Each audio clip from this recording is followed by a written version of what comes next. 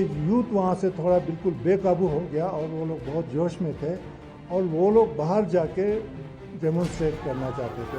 شروع میں انہوں نے ہمارے LASDC کے کونسل سیکریٹریٹ پر پتھراؤ کرنا شروع کیا۔ پھر اندھا دھند پولیس کی طرف سے گولی چلنا شروع ہوا۔ کوئی پریئر وارننگ نہیں تھا یا پہلے آنسو گیس یا کوئی واٹر کینن یا اس ٹائپ کا کچھ نہیں تھا، سیدھا گولی چلایا۔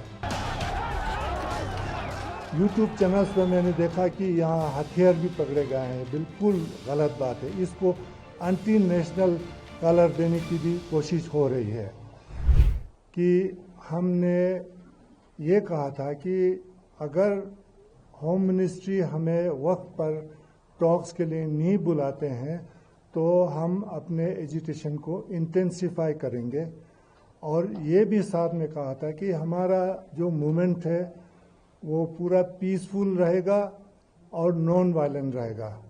اور اس کو بتانے کے لیے ہم نے جب سونم وانگچک انشن پر بیٹھے تھے، ہم نے ہر ایک ریلیجن کے پریئر سے شروع کیا تھا۔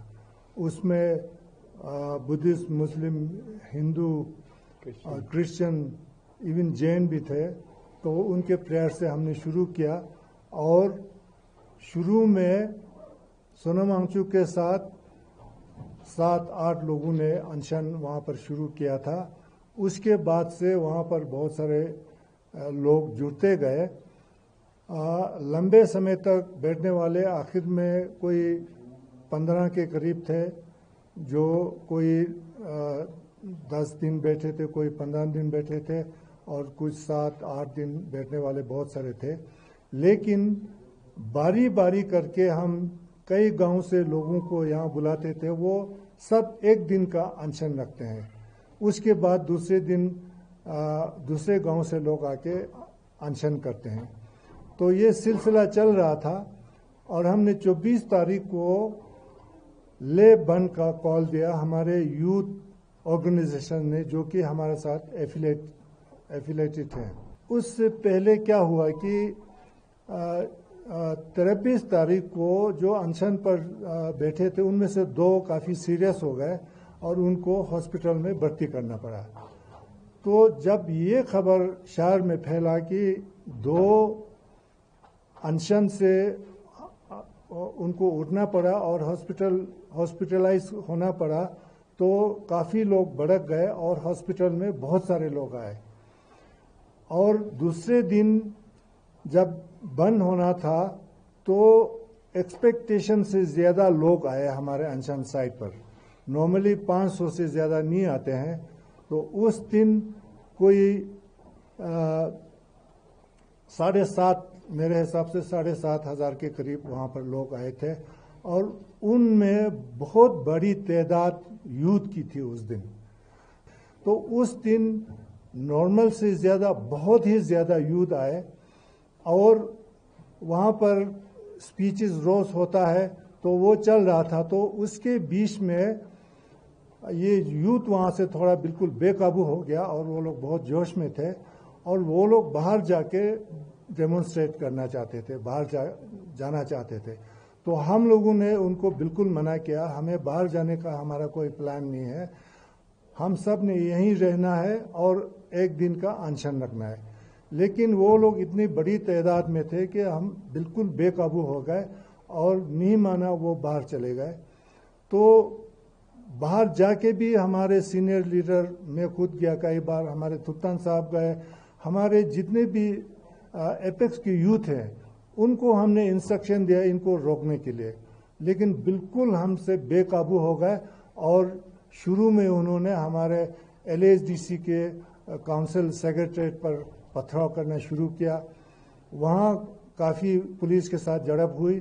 اس کے بعد یہ لوگ پھر BJP کا یہاں لے کا آفس جو ہے زیادہ دور نہیں ہے، وہاں جا کے انہوں نے وہاں توڑ پھوڑ کرنا شروع کیا، اور وہاں بھی ہم جا کے ان کو منوانے کی کوشش کی کہ بالکل ایسا نہیں کرنا ہے بول کے، لیکن یہ بالکل مانے نہیں۔ ان دا مین ٹائم کیا ہوا کہ پھر अंधाधुन पुलिस की तरफ से गोली चलना शुरू हुआ है। कोई प्रियर वार्निंग नहीं था, या पहले आंसू गैस या कोई वाटर कैनन या इस टाइप का कुछ नहीं था, सीधा गोली चलाया। तो उससे यूथ बिल्कुल ज़्यादा भड़क गया और गोली से ये लोग डरने वाला नहीं था। और इनमें मैंने देखा इनको जो भी नाम दे, ये लोग 15 साल से लेके 25 या 26 साल के बीच में लोग थे, सारे जवान थे। और मैंने देखा ये कोई अनपढ़ टाइप के लोग नहीं थे, ये सब पढ़े लिखे लोग थे। और लगता है कि ये लोग अनएम्प्लॉयड थे और बहुत ही गुस्से में थे, तो बिल्कुल हमारा बात नहीं मान रहा था। और एक चीज़ मैं आप लोगों को ये बताऊं कि इसको अभी कुछ मैंने यूट्यूब चैनल्स पर मैंने देखा कि यहाँ हथियार भी पकड़े गए हैं। बिल्कुल गलत बात है, इसको एंटी नेशनल कलर देने की भी कोशिश हो रही है। ये बिल्कुल ऐसा नहीं था। मैं आपको ये मिसाल दे के मैं बताता हूँ, जब बीजेपी ऑफिस के ऊपर हमला हुआ तो बीजेपी के बहुत सारे झंडे लगे हुए थे वहाँ पर, सारे झंडे उन्होंने तोड़ दिए, वहाँ तोड़फोड़ शुरू किया। लेकिन उनके ऑफिस के ऊपर एक तिरंगा नेशनल फ्लैग था बहुत बड़ा, उसको बिल्कुल हाथ नहीं लगाया उन्होंने। उसके बाद वो उनके ऑफिस के अंदर जाके तोड़फोड़ करना शुरू किया और आग लगाने से पहले वहां से डॉक्टर अंबेडकर और हमारे लामा जी कुशोक बाकुला का बहुत 2 बड़े फोटोग्राफ थे, उनको निकाला उन्होंने। उनको निकालने के बाद फिर वहां उन्होंने आग लगाया और बाहर भी जो लोग बैठे थे वो भी तिरंगा लेके था, कुछ लोगों ने इंडियन फ्लैग अपने ऊपर ओढ़ा हुआ था। तो ये एंटी नेशनल का ये जो कलर देने की कोशिश कर रहा है, ये बिल्कुल फाल्स है। और दूसरा ये कह रहे हैं कि इसमें फॉरेन हैंड है, उसके लिए ये कह रहे हैं कि डोडा के लोग जख्मी है, नेपालीज जख्मी है, टिबेटन जख्मी है, बिहार के लोग हैं भी। उससे ये जाहिर होता है कि वो बिल्कुल प्रोटेस्ट का हिस्सा नहीं थे। ये लोग बाई स्टैंडर्ड्स थे या कोई वहां से जा रहा था। हमारे ले में आजकल देखें पॉपुलेशन बाहर वालों का ज्यादा है, तो अंधाधुन गोली चलाएंगे तो बाहर वालों को भी लगेगा।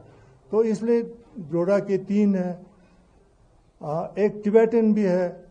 ये लोग बिल्कुल प्रोटेस्ट का हिस्सा नहीं थे, बाई स्टैंडर्ड्स थे। इससे ये लगता है कि अंधाधुन फायरिंग हुआ है। हाँ, हमारे एलजी साहब का कहना है कि इसमें फॉरेन हैंड था। और कुछ लोग सोनम वांगचुक के ऊपर इल्जाम लगा रहे हैं कि सोनम वांगचुक ने इनको भड़काया। कुछ लोग ये कह रहे हैं कि कांग्रेस पार्टी ने भड़काया इनको। अब कौन सी बात सही है? हमारे हिसाब से ये बिल्कुल नरेटिव जो है बिल्कुल गलत है।